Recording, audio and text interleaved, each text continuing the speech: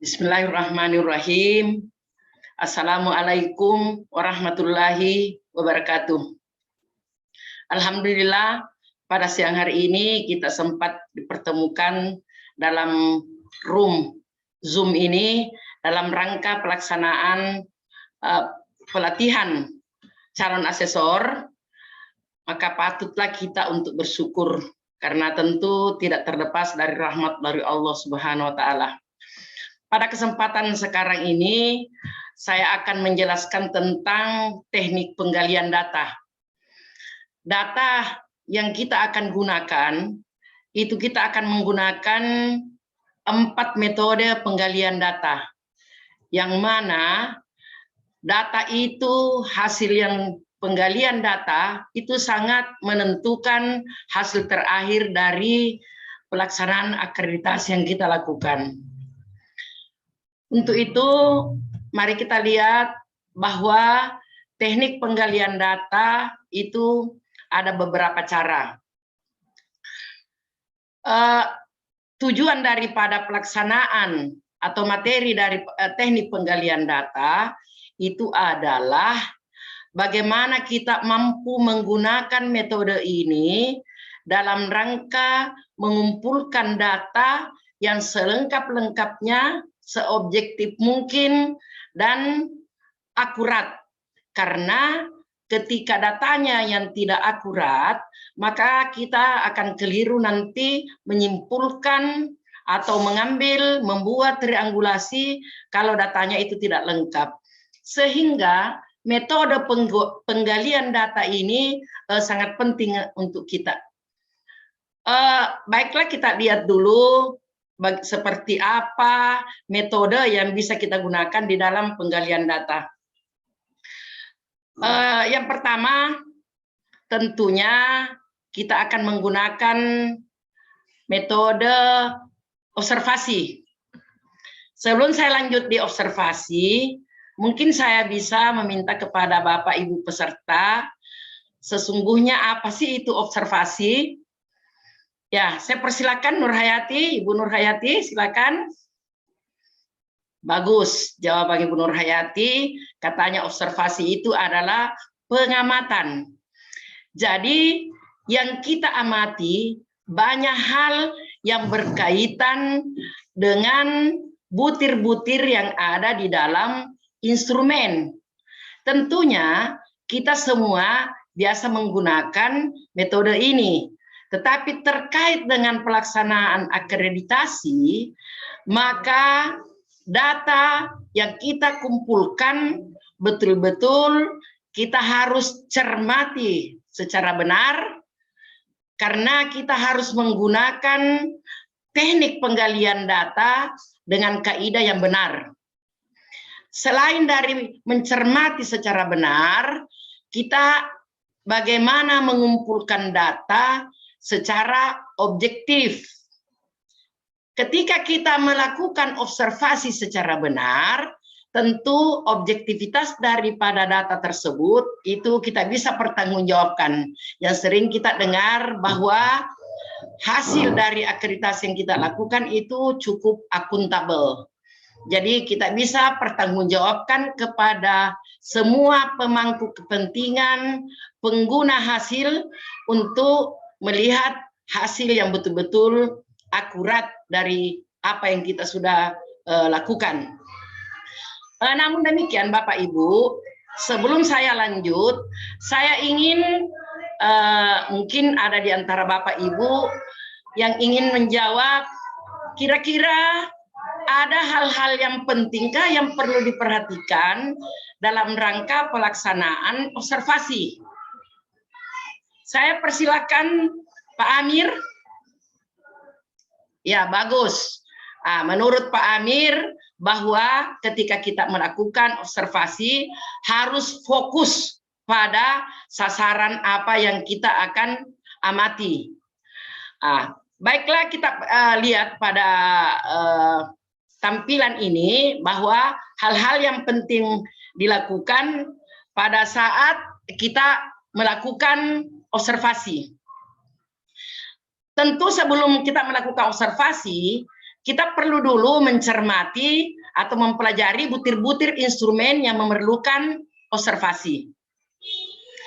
Nah, selain itu, bagaimana kita menentukan apa yang akan menjadi fokus atau perilaku dan kegiatan dalam observasi. Tadi Pak Amir sudah menyampaikan bahwa kita perlu memperhatikan yang mana menjadi fokus, yang inti yang akan kita cermati. Nah, mengapa seperti itu? Agar supaya data yang kita dapatkan tidak ada yang terbuang sia-sia. Semua yang kita amati betul-betul hasil penglihatan, hasil pengamatan yang kita bisa jadikan sebagai bahan untuk pengambilan keputusan. Selain itu, bagaimana kita mencatat waktu yang digunakan. Jadi ini kita sebelum observasi, kita sudah persiapkan, saya akan melakukan observasi dengan menggunakan waktu 30 menit, sehingga diperlukan pengalokasian waktu untuk kegiatan tersebut. Karena kalau kita tidak menggunakan alokasi waktu, itu kita bisa ngelantur ke sana kemari. Hal-hal yang tidak perlu itu bisa kita amati. Tetapi kalau kita sudah persiapkan bahwa waktu saya akan gunakan 30 menit, tentunya untuk fokus ini, saya gunakan waktu sekian menit, fokus ini, dan seterusnya. Kemudian yang berikut, pada saat kita melakukan observasi, perlu kita perhatikan bahwa kita harus bersikap netral, tidak memiliki presumption. Jadi kita tidak bisa karena ada kepentingan tertentu, tapi betul-betul kita netral. Dan yang berikut, jangan kita melakukan analisa atau judgment terhadap yang sedang diobservasi. Pada saat kita melakukan observasi, jangan kita memotong bahwa pelaksanaannya ini begini-begini. Dibiarkan saja kita amati, kita dengarkan apa yang disampaikan, kita lihat sehingga kita bisa mendapatkan hasil yang lebih akurat. Kemudian jangan memberikan reaksi terhadap apa yang diobservasi. Seperti tadi saya katakan, jangan misalnya kita sementara mengobservasi proses pembelajaran, ada hal yang tidak sesuai, kemudian langsung kita potong. Itu diharapkan untuk dihindari hal-hal seperti itu. Kemudian khusus observasi kelas, pastikan kita tidak akan mengganggu proses pembelajaran yang sedang berlangsung. Kita tahu bahwa butir inti di dalam IASP itu terdiri atas 35 butir untuk butir inti. Kemudian untuk SMK ada kekhususan, SLB ada kekhususan, SD ada kekhususan, tetapi pada saat kita melakukan observasi, apapun yang terjadi, kita pastikan bahwa kita tidak akan mengganggu jalannya proses pembelajaran. Jangan ada kegiatan terputus sebagai akibat yang kita lakukan pada saat kita melakukan observasi. Kemudian, setelah kita melakukan observasi, itu kita lengkapi dengan catatan. Dan selanjutnya, kita menggunakan lagi metode wawancara. Untuk metode wawancara ini, kita mencari ataukah melihat siapa responden yang paling cocok.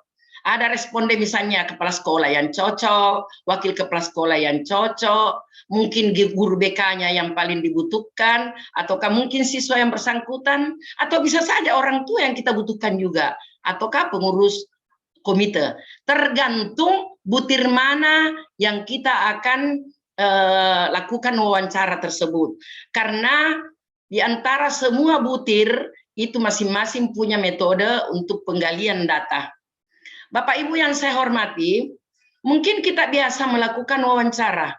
Kalau bisa saya ingin, mungkin ada yang ingin memberikan pendapat, sesungguhnya apa sih itu wawancara? Mungkin saya persilakan kepada Pak Muhammad.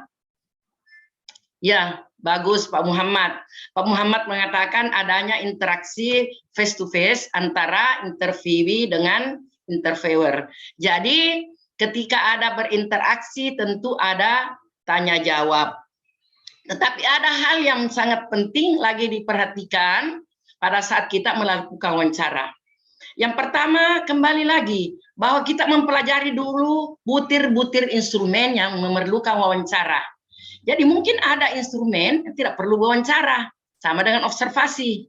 Tidak semua membutuhkan observasi. Begitu juga dengan wawancara. Jadi sebelum kita wawancara, kita membuat dulu pertanyaan yang terkait dengan aspek data, informasi yang dicari untuk menghindari spontanitas pertanyaan yang kurang mengena pada sasaran. Itulah tujuannya sehingga kita perlu menyusun pertanyaan secara runtut sehingga kita tidak bertanya ke sana kemari. Kemudian yang berikut sebelum kita wawancara, perlu kita jika akan mencatat atau merekam pada saat wawancara, sampaikan kepada responden bahwa Anda akan melakukan hal tersebut selama wawancara. Selama wawancara, mengapa ini perlu dilakukan? Karena secara psikologis, pada saat kita wawancara, bagaimana membuat suasana hati responden, agar supaya kita bisa mendapatkan betul-betul data yang kita harapkan. Ketika suasana hati terganggu oleh responden itu, bisa saja ada hal-hal yang seharusnya akan disampaikan kepada kita sebagai yang membutuhkan sebagai sumber, tidak akan disampaikan sesuai dengan apa yang kita harapkan.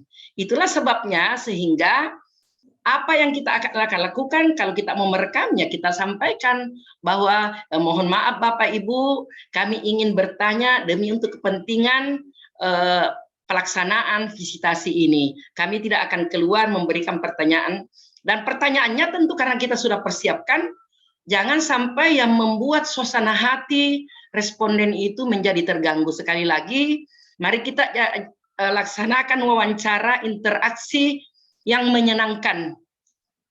Yang menyenangkan, itu yang sangat penting kita perhatikan pada saat wawancara. Kemudian selama wawancara berlangsung, itu asesor bersikap sebagai pihak yang netral. Sama tadi dengan observasi, kita tidak bisa berpihak tertentu. Oh, kalau pada saat saya wawancara dengan kepala sekolah, karena dia kepala sekolah, bla bla bla bla bla. Tidak seperti itu. Siapapun yang kita wawancarai, kalau itu datanya kita butuhkan, maka kita akan perlakukan sama. Jadi kita selalu bersikap yang netral. Kemudian menciptakan suasana yang nyaman sehingga informan memberi data informasi seperti apa adanya.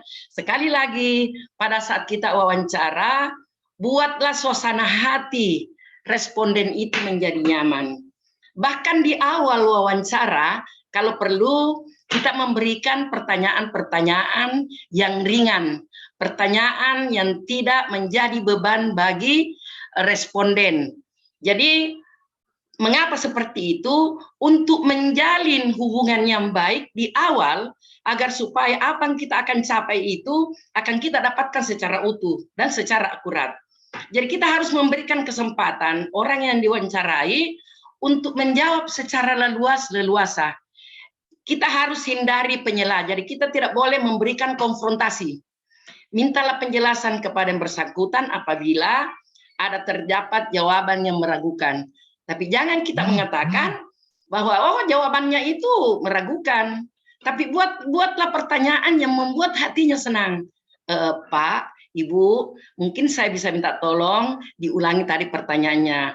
Tidak atau kurang jelas untuk saya bisa rekam. Itu hal-hal yang seperti itu perlu kita perhatikan pada saat kita melaksanakan wawancara. Nah, sekarang semua data kita sudah kumpul. Tadi sudah ada data observasi, ada data wawancara, maka telah dokumen ini menjadi sangat penting karena antara data yang satu dengan data yang lain itu akan saling menunjang. Kemudian untuk telah dokumen perlu kita perhatikan bahwa sebelum melakukan visitasi, asesor harus membaca dulu dokumen dari Sispena. Jadi ada dokumen yang sudah diupload semua di situ lengkap. Asesor, karena kita semua ini adalah calon asesor, pasti akan menjadi asesor yang profesional jika kita mengikuti sesuai dengan petunjuk. Pada saat visitasi dilakukan, itu kita melakukan cross check dengan data yang disajikan oleh sekolah. Dan pastikan originalitasnya dokumen yang disajikan, bukan sekedar mencocokkan. Kemudian jangan lupa kita periksa tanggal penulisan dokumen yang sudah ditelaah. Karena jangan sampai dokumen itu ternyata dokumen tahun 2002 misalnya, itu salah satu contoh. Karena sering ada terjadi begitu, mungkin oleh kepala sekolah atau yang bersangkutan ingin mengelabui asesor, tetapi kalau asesor yang profesional itu akan jeli melihat tanggal penulisannya tanggal berapa, sehingga keaslian dari dokumen itu kita tidak ragukan lagi. Kemudian yang berikut, ciri dokumen yang sudah lama dibuat dan dipakai dengan dokumen yang baru diproduksi, itu pasti kelihatan. Kalau itu secara daring, itu bisa kita cari tahu secara silang. Apakah kita wawancara dengan orang lain, tetapi kita harus verifikasi untuk menetapkan, karena kita secara daring, kita tidak bisa melihat warna kertasnya, tanggalnya sudah diperbaharui, tetapi kita harus cross check bahwa apakah betul-betul itu asli, kesesuaian antar dokumen yang tersedia dan dokumen yang diperlukan. Baiklah Bapak Ibu, setelah kita tahu, maka angket ini kita sudah persilakan nanti kepada guru untuk membimbing. Tetapi ada hal-hal tertentu SD dan SLB itu harus dibimbing karena ini siswa kita akan mengisi secara online. Nah, itulah teknik-teknik pengumpulan data yang perlu kita lakukan pada saat kita menggali data. Sekali lagi, jangan sampai ada data yang bias. Jangan ada sampai data yang terbuang, sehingga kita cermati betul. Baiklah Bapak Ibu, kita akan masuk di kelompok. Sekarang kita akan membagi menjadi 4 kelompok. Jadi kelompok Melati, kelompok Mawar, kelompok Kamboja, dan kelompok Leli. Masing-masing bertugas. Kelompok 1 secara bergiliran itu seolah-olah melakukan observasi. Jadi nanti akan ada video, kami putarkan video pembelajaran. Kemudian kelompok wawancara berlatih mewawancarai, yang lainnya mengamati. Kemudian kelompok telaah dokumen, itu kita membuka sispena dan kita melakukan telaah dokumen. Dan kelompok angket khusus untuk murid, kita memberikan bimbingan meskipun itu hanya sifatnya simulasi. Ini tugas individu, tugas kelompok, tetapi penilaiannya juga individu. Kita akan store ke dalam Google Classroom. Dan insya Allah semoga apa yang Bapak Ibu kerjakan, itu nanti kami akan koreksi dan mudah-mudahan bisa memberikan hasil yang memuaskan bagi Bapak Ibu. Insya Allah akan menjadi asesor yang profesional dan berintegritas. Saya kira itu yang sempat saya sampaikan pada kesempatan ini. Terima kasih atas perhatian dan mohon maaf kalau sekiranya ada hal-hal yang kurang berkenan pada penyampaian kami ini, dan atas nama kami tim narasumber menyampaikan ucapan terima kasih dan setinggi-tingginya atas perhatian Bapak Ibu, dan saya kira tiada maaf di antara kita karena kita sudah saling memaafkan. Wabillahi taufik wal hidayah. Wassalamualaikum warahmatullahi wabarakatuh. Tidak ada